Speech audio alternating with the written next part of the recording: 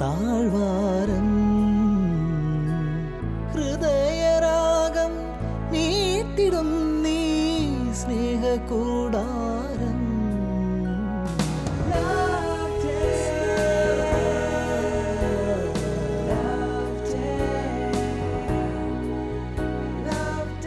Shalom T V പ്രേക്ഷകർക്ക് ലൗഡേയിലേക്ക് സ്നേഹം പൂക്കുന്ന ഈ താഴ്വരയിലേക്ക് സ്വാഗതം. നമ്മളുടെ കുടുംബങ്ങളിൽ നാം അനുഭവിക്കുന്ന സ്നേഹത്തിൻ്റെ സന്തോഷം സഭയുടെയും സന്തോഷമാണ്. നമ്മുടെ അനുദിന ജീവിതത്തിലെ വെല്ലുവിളികളിലും പ്രതിസന്ധികളിലും കുറേ കൂടി സന്തോഷം അനുഭവിക്കാനും സ്നേഹത്തോടെ ഇടപഴകാനും വേണ്ടി മാർപ്പാപ്പ നമുക്ക് സ്നേഹത്തോടെ സമ്മാനിച്ച അപ്പസ്തോലിക ആഹ്വാനമാണ് സ്നേഹത്തിൻ്റെ സന്തോഷം. ഈ സ്നേഹത്തിൻ്റെ സന്തോഷത്തിൽ കുടുംബജീവിതം കുറേ കൂടി സന്തോഷപ്രദമാക്കാൻ ഉതകുന്ന ചിന്തകളും ചർച്ചകളുമാണ് നാം ഇവിടെ ഒരുക്കിയിരിക്കുന്നത്. ഇന്നത്തെ ചർച്ചയിൽ പങ്കെടുക്കാൻ എത്തിയിട്ടുള്ള എല്ലാ വിശിഷ്ട വ്യക്തികളെയും ഏറെ സ്നേഹത്തോടെ നമുക്ക് സ്വാഗതം ചെയ്യാം. ആദ്യമായി നാം പരിചയപ്പെടുന്നത് ഡോക്ടർ കെ എം ഫ്രാൻസിസ് സാറിനെയാണ്. നമ്മുടെ ഈ ചർച്ചകളിലെ സ്ഥിരം സാന്നിധ്യമാണ് സാറ്. സെൻറ് തോമസ് കോളേജിലെ മുൻ വൈസ് പ്രിൻസിപ്പളും കത്തോലിക്ക കോൺഗ്രസിൻ്റെ അതിരൂപത പ്രസിഡൻറ്റും ആണ് ഇപ്പോൾ കെ എം ഫ്രാൻസിസ് സാറ്. സാറിനെ ഈ ചർച്ചയിലേക്ക് ഏറെ ആദരവോടെ സ്വാഗതം ചെയ്യുന്നു. അടുത്തതായി നാം സ്വാഗതം ചെയ്യുന്നത് ഡോക്ടർ ടോണിയാണ്. ഡോക്ടർ ടോണി തൃശ്ശൂർ അതിരൂപത ലോ ഓഫ് പ്രസ്ഥാനത്തിൻ്റെ പ്രസിഡന്റ് കപ്പിളും പാലക്കാട് ജില്ലാ ആശുപത്രിയിലെ അസ്ഥിരോഗ വിദഗ്ധനുമാണ്. ഇന്നത്തെ ചർച്ചയിലേക്ക് ഡോക്ടർ ടോണിയെ ഏറെ സ്നേഹത്തോടെ സ്വാഗതം ചെയ്യാം. അടുത്തതായി നാം സ്വാഗതം ചെയ്യുന്നത് ബഹുമാനപ്പെട്ട വർഗീസ് കുത്തുരച്ചനെയാണ്. അച്ഛൻ ഇപ്പോൾ സെൻറ് തോമസ് കോളേജിൻ്റെ എക്സിക്യൂട്ടീവ് മാനേജറും അതിരൂപത ഫാമിലി അപ്പസ്തോലേറ്റിൻ്റെ മുൻ ഡയറക്ടറുമായിരുന്നു. കുടുംബങ്ങളെ ഏറെ സപ്പോർട്ട് ചെയ്യുന്ന കുത്തുരച്ചനെ ഏറെ സ്നേഹത്തോടെ ഈ ചർച്ചയിലേക്ക് സ്വാഗതം ചെയ്യുന്നു. നാം ഇന്ന് പ്രധാനമായും ചർച്ച ചെയ്യുന്നത് വിശാലമായ ഫലദായകത്വം. തിമോത്തിയോസിന് എഴുതിയ ലേഖനത്തിൽ പൗലോസ്ലീഹ പറയുന്നുണ്ട്, മാതൃത്വത്തിലൂടെയാണ് സ്ത്രീ രക്ഷിക്കപ്പെടുന്നത്. മാതൃത്വത്തിലൂടെയാണ് സ്ത്രീ രക്ഷിക്കപ്പെടുന്നതെന്ന് പറയുമ്പോൾ എങ്ങനെയാണത് നമുക്ക് കൂടുതൽ വ്യക്തമായി മനസ്സിലാക്കാനായിട്ട് സാധിക്കുക? പൗലോസ്ലീഹയുടെ ഈ വചനത്തെ വേറെ രീതിയിൽ കാണണമെന്നാണ് ഞാൻ പറയുക. കാരണം മാതൃത്വത്തിലൂടെയാണ് ലോകം രക്ഷപ്പെടുക എന്ന് കൂട്ടി വായിക്കണം. ഇതിൻ്റെ കാരണം ഈ സ്ത്രീ മറിയത്തെ സ്ത്രീ എന്ന് വിളിക്കുന്നതിനേക്കാൾ ഞാൻ ഇഷ്ടപ്പെടുക മാതാവ് എന്ന് വിളിക്കാനാണ്. അങ്ങനെയാണല്ലോ നമ്മൾ പരിശീലിപ്പിച്ചിട്ടുള്ളത്. ഈ സ്ത്രീക്ക് അസ്തിത്വപരമായിട്ടൊരു പ്രത്യേകതയുണ്ടെന്നാണ് ജോൺ പോൾ രണ്ടാമൻ പറയുന്നത്. എന്താണ് ആ പ്രത്യേകത? എൻ്റെ ശരീരത്തിൻ്റെ ഉള്ളിൽ വേറൊരു വ്യക്തിക്ക് ജീവിക്കാനുള്ള ഒരു ഇടം ഇല്ല. എൻ്റെ ശരീരത്തിൻ്റെ ഉള്ളിൽ ഒരു പുരുഷൻ്റെ ശരീരത്തിൻ്റെ ഉള്ളിലും വേറൊരു വ്യക്തിക്ക് വസിക്കാൻ കഴിയില്ല. അത് സ്ത്രീയുടെ ശരീരത്തിൻ്റെ ഉള്ളിൽ മാത്രമാണ് വേറൊരു വ്യക്തിയെ ഉൾക്കൊള്ളിക്കാനുള്ള ഒരു സ്പേസ്. അതാണ് ഗർഭപാത്രം അത് കൊടുത്തിട്ടുള്ളത്. അതിനാൽ തന്നെയാണ് പുരുഷന്മാരാണോ മനുഷ്യന്മാരെ കൂടുതൽ സ്നേഹിക്കുക, സ്ത്രീകളാണോ മനുഷ്യന്മാരെ കൂടുതൽ സ്നേഹിക്കുക എന്ന് ചോദിച്ചാൽ അത് സ്ത്രീകളാണെന്ന് പറയണം. കാരണം ഇപ്പം എൻ്റെ വീട്ടിൽ എൻ്റെ അമ്മയാണോ എന്നെ കൂടുതൽ സ്നേഹിക്കുക? അപ്പൻ സ്നേഹിക്കുന്നുണ്ട്, അതിന് വേറൊരു ക്യാരക്ടറിസ്റ്റിക്സ് ഉണ്ട്, വേറെ ലക്ഷണമുണ്ട്. പക്ഷെ അമ്മയുടെ സ്നേഹം എന്ന് പറഞ്ഞാൽ ഞാൻ ഭക്ഷണം കഴിച്ചിട്ട് ബാക്കിയുള്ളതാണ് ആർക്ക് കിട്ടുന്നത്? അമ്മയ്ക്ക് കിട്ടുന്നത്. പൗലോസ്ലീഹ പറയുന്നത് പോലെ നിങ്ങളെക്കാൾ പ്രാധാന്യം മറ്റുള്ളവർക്ക് നൽകട്ടെ എന്ന് പറയുന്ന സ്വഭാവത്തിൻ്റെ ഒരു ലക്ഷണമാണ് അമ്മ. അതുകൊണ്ടാണ് സ്ത്രീക്ക് അവരിലേക്ക് തുറന്നിരിക്കുന്ന ഒരു തുറവിയുണ്ടെന്നും അതാണ് മനുഷ്യത്വത്തിൻ്റെ യഥാർത്ഥ ലക്ഷണമെന്നും സ്ത്രീകളെക്കുറിച്ച് ജോൺ പോൾ രണ്ടാമൻ പറഞ്ഞിട്ടുള്ളത്. ആ അർത്ഥത്തിൽ ആദ്യം നമ്മൾ ഇതിനെ കാണണം. പറഞ്ഞൊരു കാര്യം കൂടി അതിൻ്റെ കൂടെ ചേർത്ത് വായിക്കുകയാണ്. വ്യക്തിമാത്ര മഹാത്മ്യവാദത്തിൻ്റെ വ്യാപനത്തിനെതിരെയുള്ള ഏറ്റവും ശക്തമായ മറുമരുന്ന് അമ്മമാരാണ്. അവരാണ് ജീവിതത്തിൻ്റെ സൗന്ദര്യത്തിന് സാക്ഷ്യം നൽകുന്നവർ. തീർച്ചയായും അമ്മമാരില്ലാത്ത ഒരു സമൂഹം മനുഷ്യത്വരഹിതമായിരിക്കും.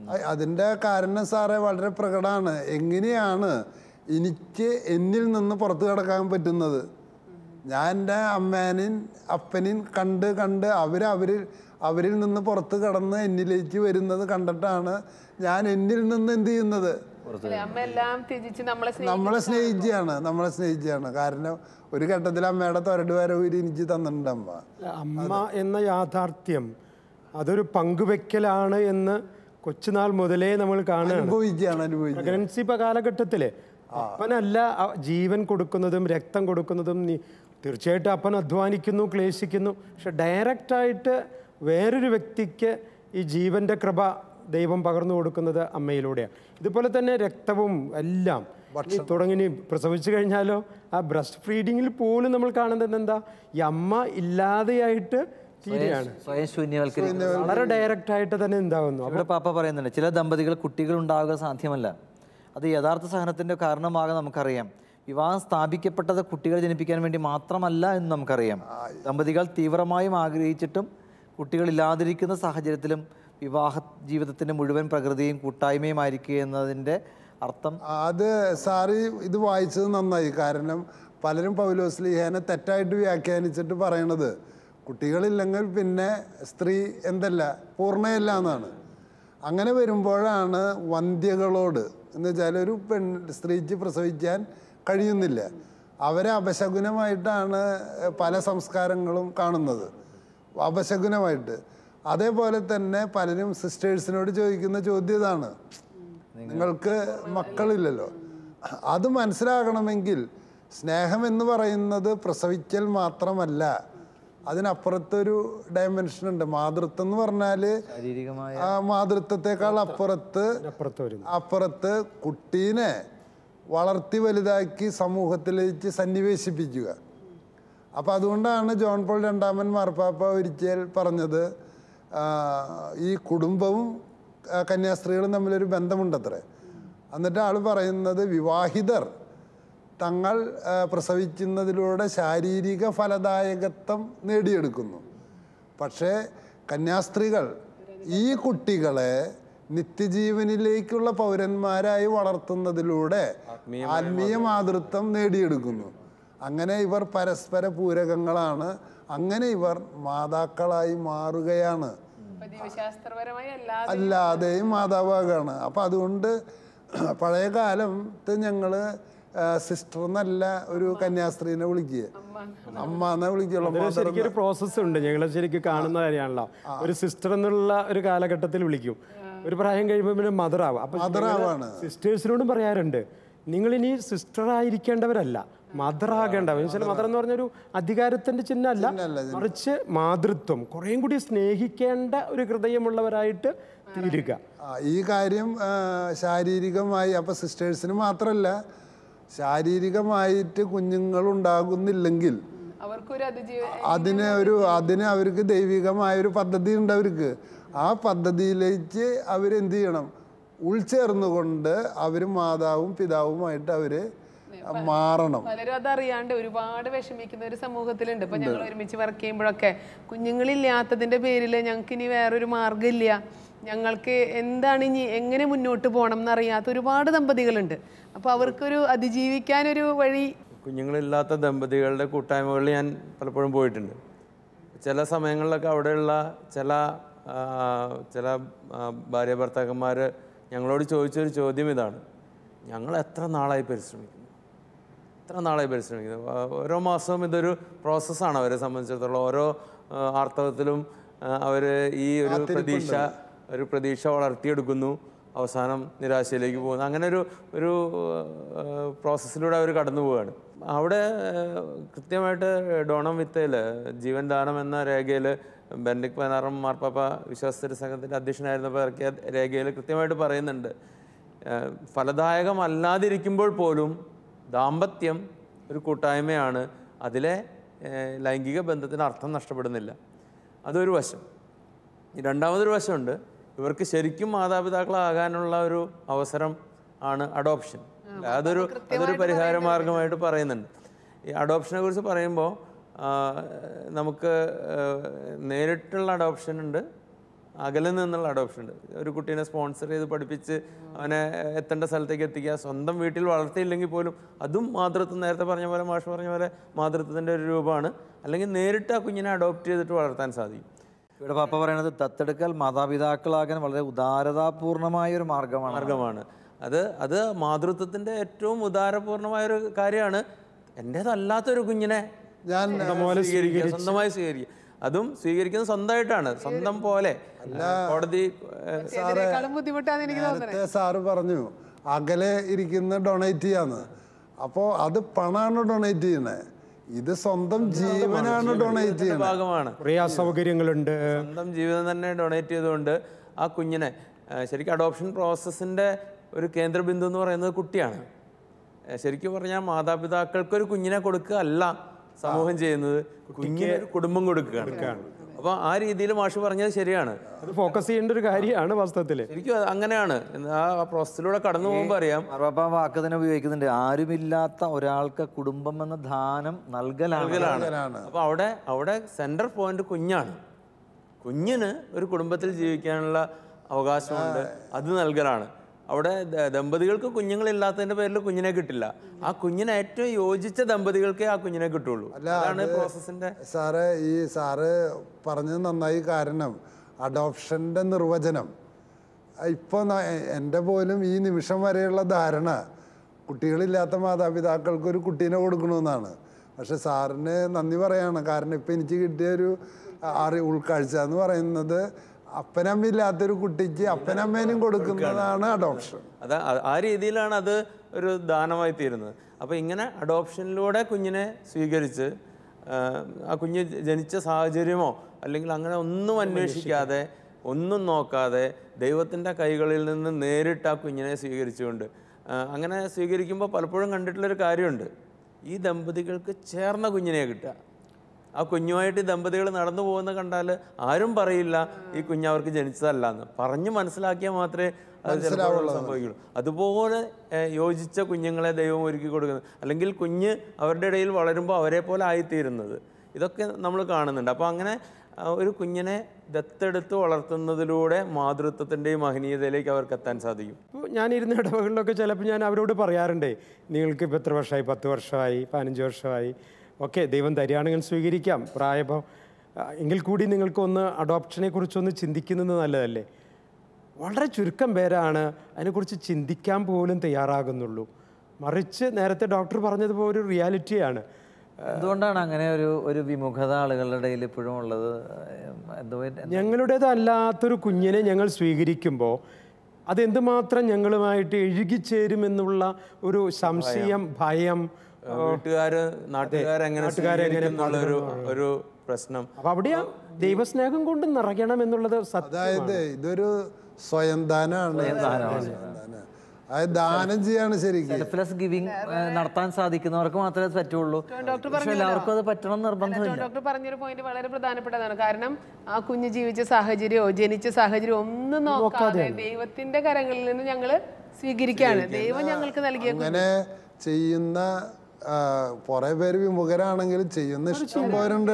നേരത്തെ പറഞ്ഞതാണ്, നമ്മള് കുഞ്ഞിനെ ദത്തെടുക്കുകയല്ല, ആ കുഞ്ഞിന് നമ്മൾ കുടുംബം കൊടുക്കുകയാണ്. ദത്തെടുക്കലിനെ കുറിച്ച് പറയുമ്പോൾ ഞാൻ എപ്പോഴും ഓർക്കുന്ന ഒരു കപ്പിളുണ്ട്. അവരൊരു മുസ്ലിം കപ്പിളായിരുന്നു. ആ ദമ്പതികൾ രണ്ടുപേരും ഡോക്ടർമാരാണ്, ഡെന്റിസ്റ്റുകളാണെന്നാണ് എൻ്റെ ഓർമ്മ.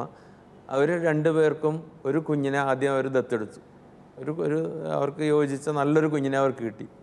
അവർ രണ്ടാമതൊരു അഡോപ്ഷനെ കുറിച്ച് ആലോചിച്ചപ്പോൾ അവർ പറഞ്ഞു, ഞങ്ങൾക്ക് ആർക്കും വേണ്ടാത്തൊരു കുഞ്ഞിനെ വേണം, എന്തെങ്കിലും ശാരീരിക പ്രശ്നം. കാരണം ഞങ്ങൾ രണ്ടുപേരും ഡോക്ടർമാരാണ്, ഞങ്ങൾ ജോലി വേണ്ടാന്ന് വെച്ചിട്ടായാലും, ഭാര്യ ജോലി വേണ്ടാന്ന് വെച്ച് 2 കിഡ്നിക്കും തകരാറുള്ള ഒരു കുഞ്ഞിനെ എടുത്ത് അവരെ ആ കുഞ്ഞിനെ സംരക്ഷിക്കുന്ന ഒരു ദമ്പതികളെ കണ്ടത് ഞാനിപ്പോഴും ഓർക്കുക. അപ്പോൾ ശരിക്കും അന്ന് എനിക്ക് കണ്ണ് നിറഞ്ഞുപോയി. കാരണം അത്രയ്ക്കധികം ദൈവസ്നേഹം അവരനുഭവിക്കുകയും സ്വയം ദാനത്തിന്റെ വലിയ ചിത്രമാണ് അവര്. പിതാവായ ദൈവത്തിന്റെ ഹൃദയത്തിന്റെ ഒരു രൂപം തന്നെയാണ്. അതുപോലെ തന്നെയാണ് ഒരു കപ്പിളിനെ എനിക്കറിയാം.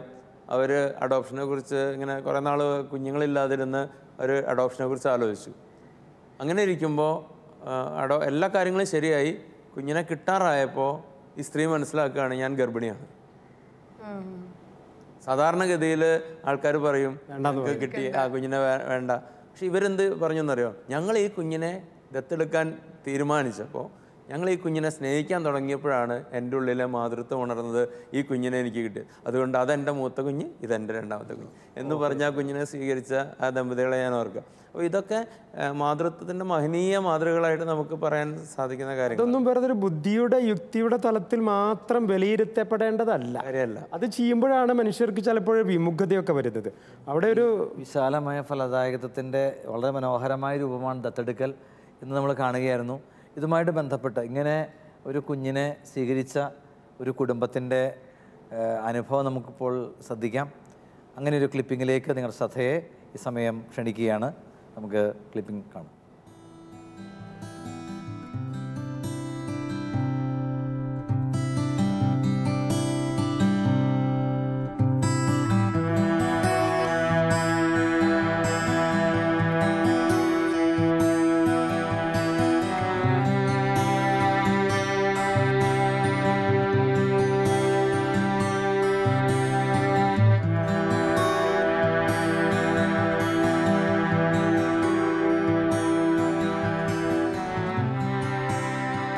ഞങ്ങളുടെ വിവാഹത്തിന് ശേഷം 15 വർഷത്തിന് ശേഷമാണ് ഞങ്ങളുടെ ജീവിതത്തിലേക്ക് മകള് കടന്നു വരുന്നത്.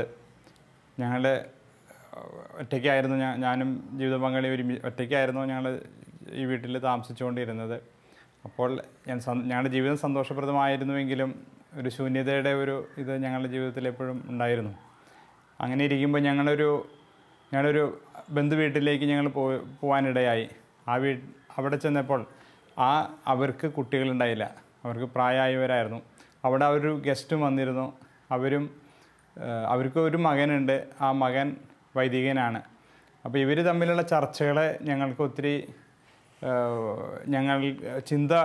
ഞങ്ങൾക്ക് കുട്ടികളുടെ ആ ഒരു ചിന്ത ഞങ്ങൾ കടന്നു വന്നു.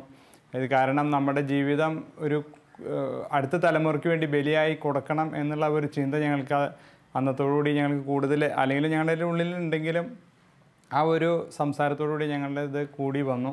അങ്ങനെ ഞങ്ങൾ ഒരു കുഞ്ഞിനെ ഞങ്ങൾക്ക് ദത്തെടുക്കണം എന്നുള്ള ആഗ്രഹം ഞങ്ങളുടെ മനസ്സിലാക്കി അതിനനുസരിച്ച് പ്രാർത്ഥിച്ച് ഒത്തിരി കാര്യങ്ങൾ ഞങ്ങൾ പ്രാർത്ഥിച്ചു ഒരുങ്ങി.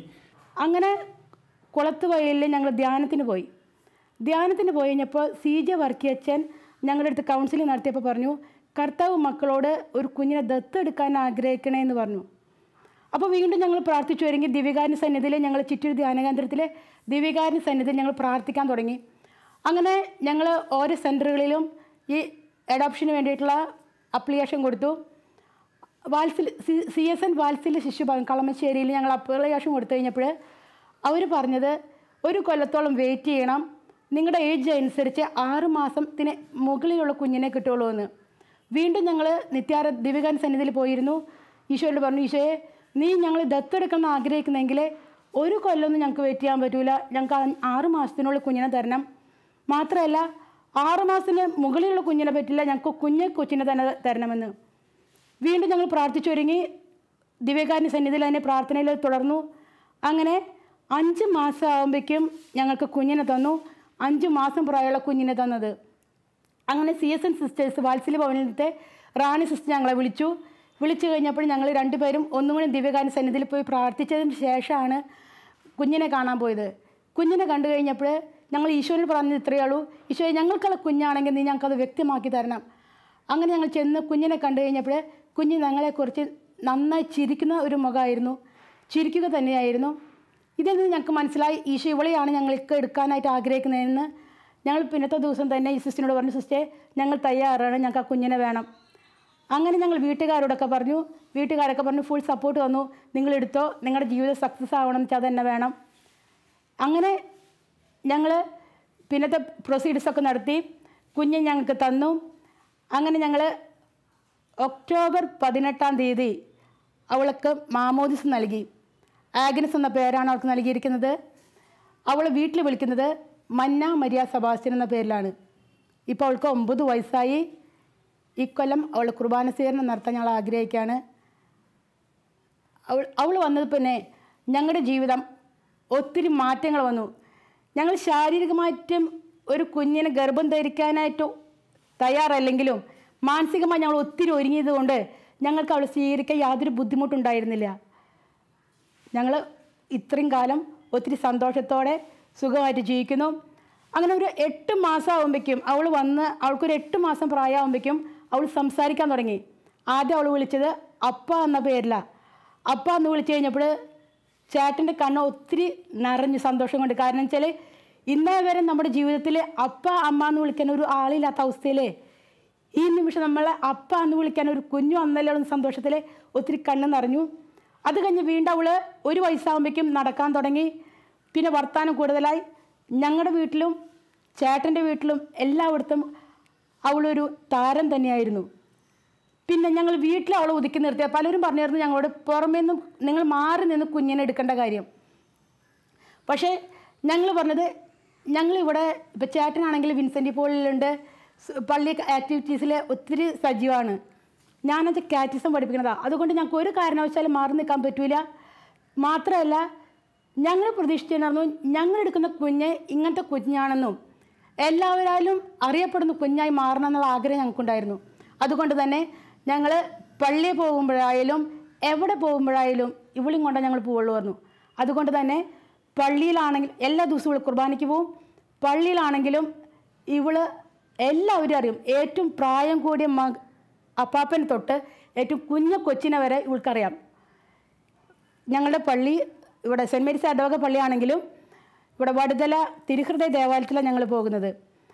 അവിടെ അവളിപ്പോൾ കൊയറിലുണ്ട്. അവൾ നന്നായി പാടും, നന്നായി ഡാൻസ് കളിക്കും, നന്നായി പഠിക്കും ചെയ്തോളും. തീർച്ചയായും മക്കളില്ലാത്ത അവസ്ഥ എന്ന് പറയുന്നത് അതിലൂടെ കടന്നു പോകുന്ന ദമ്പതികളെ സംബന്ധിച്ചിടത്തോളം ഒരു വലിയ സഹനമാണ്.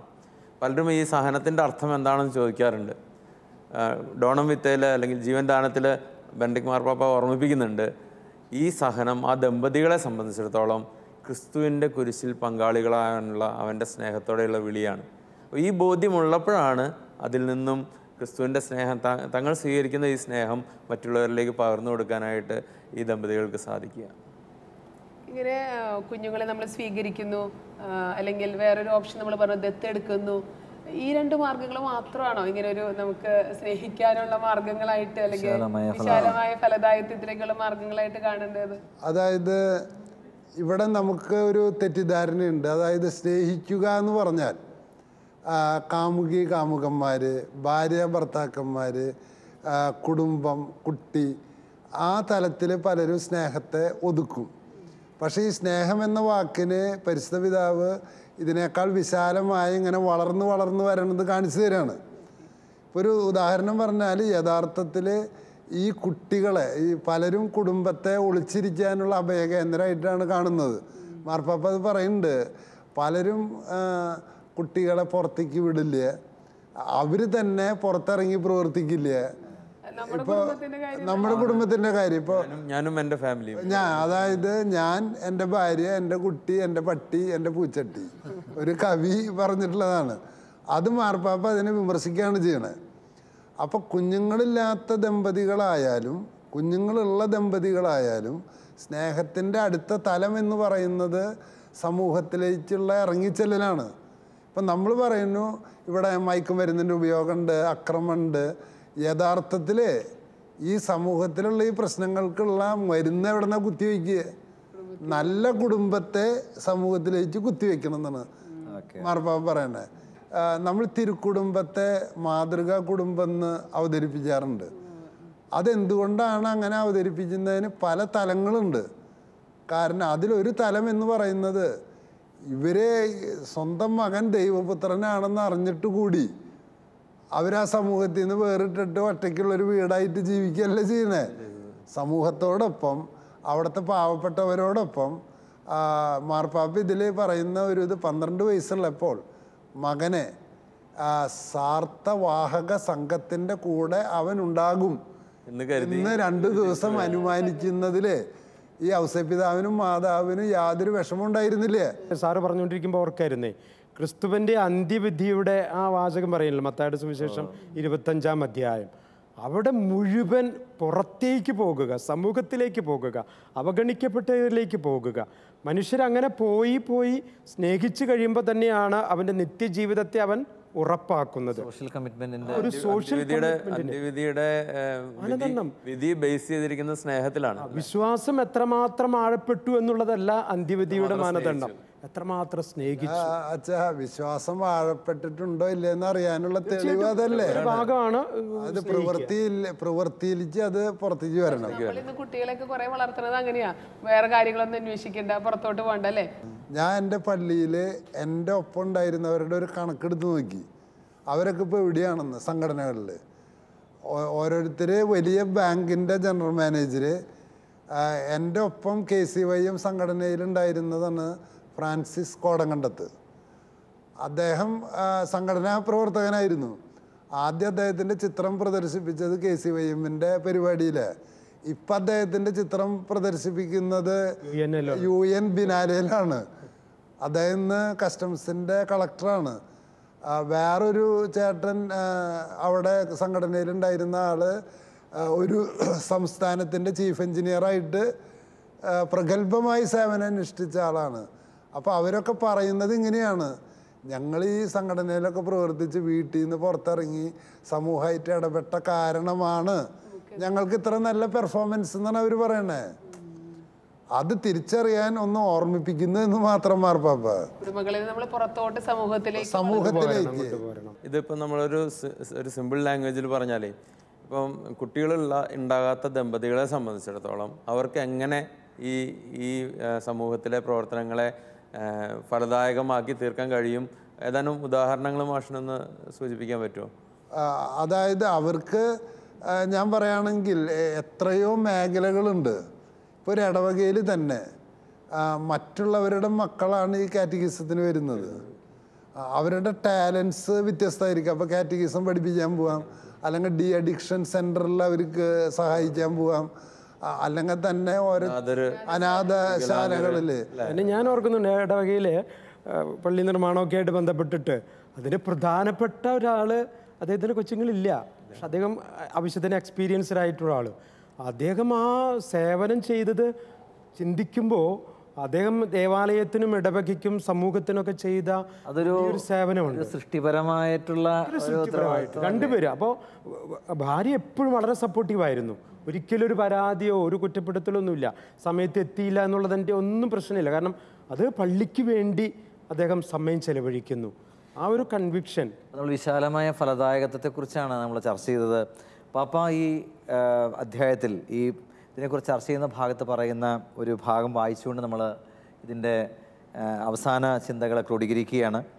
കുടുംബങ്ങൾ സാക്ഷ്യം കൊണ്ടും വാക്കുകൾ കൊണ്ടും മറ്റുള്ളവരോട് യേശുവിനെ പറ്റി പറയുന്നു. അവർ വിശ്വാസം പകർന്നു കൊടുക്കുന്നു. ദൈവത്തെ സംബന്ധിച്ച് ആഗ്രഹം ഉദ്ദീപിപ്പിക്കുന്നു. സുവിശേഷത്തിൻ്റെ സൗന്ദര്യത്തെയും അതിൻ്റെ ജീവിത രീതിയെയും പ്രതിഫലിപ്പിക്കുന്നു. ക്രൈസ്തവ വിവാഹങ്ങൾ അങ്ങനെ സമൂഹത്തെ സജീവമാക്കുന്നു.